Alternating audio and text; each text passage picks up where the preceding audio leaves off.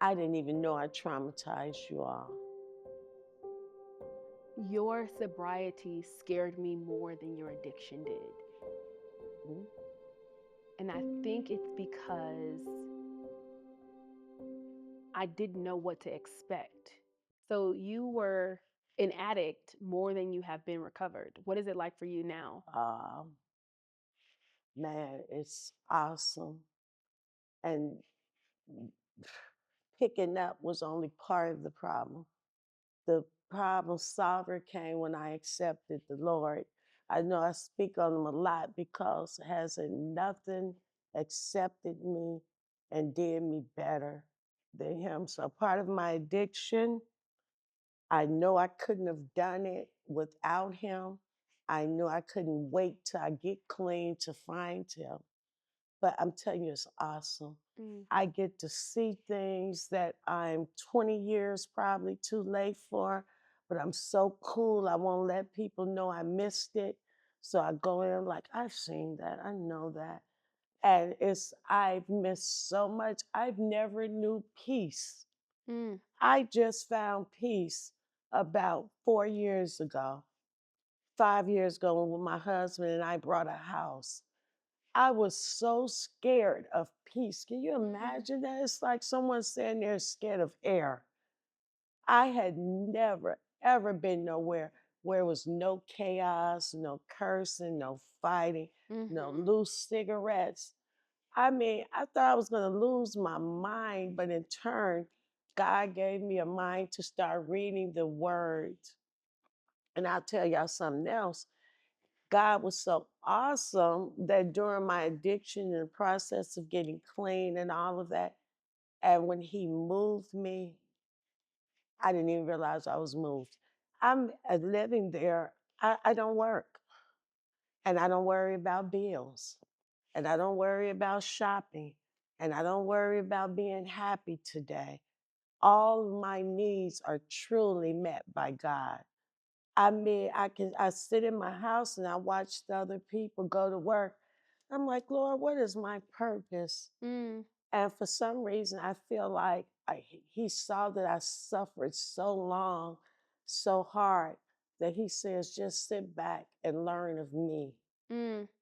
So when I find myself like I got too much time on my hands, never, because you can never get you can always learn some more from the Bible. Mm. So that's what's keeping me. I'm reading my word. I'm talking about God in some of the unusualest places. Mm. I'm not embarrassed today. That's powerful. How do you think your sobriety and you recovering affected our relationship? For me, it was awesome. For me, I remember the first day that you came back. Was living out here. I was living in Griffith, and you came, and I was able to hug you, and you didn't flinch, you didn't move, and I just felt like, man, all these years, and I just had to get my life in order. Mm. But what did it feel? The same question. How did it feel when you realized that I had changed my old ways? Because you were like, what are you doing? I hear this, I hear that. It was Mm. like you were checking up on me. And I was like, it's not about slipping up, Mm. it's about appreciating what I was able to see once the cleanness come. But how did it feel for you when you felt like, okay, maybe she's a safe space? Maybe I can let her hug me again. Mm. Your sobriety scared me more than your addiction did. Mm. And I think it's because I didn't know what to expect.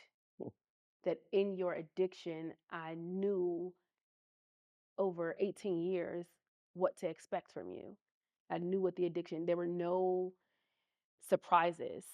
I could expect, I became a really light sleeper. I knew that there were days you'd be home and days you wouldn't be home. I knew that, we would probably get into a fight or an argument, not fight, but an argument at some point. So I knew what it was like to be home, and I knew what it was like to meet you in your addiction. I didn't know who you were. So for me, it felt like I was meeting a stranger, and I had to get to know you in your sobriety. I had to get to know who you were without drugs.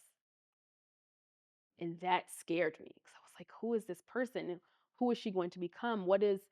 Who is she? I didn't know you. I hadn't known you outside of your addiction. I hadn't known you outside of drugs. And so I was coming into your home, meeting you for the first time. Did you like me? I do. I enjoy you. I think we have a lot of fun together in ways that we hadn't been able to. And we can see each other differently. I remember being in New York City when I lived in New York for a decade. I think you came maybe 2 or 3 times to visit out of the 10 years I had been there. And there was one point I suffer with depression. I don't know if you know that. I suffer with functional depression.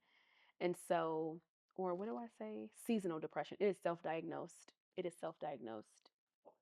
I have seasonal depression. And so the holidays are really, really hard for me because growing up, the holidays were wild. They were wild times growing up.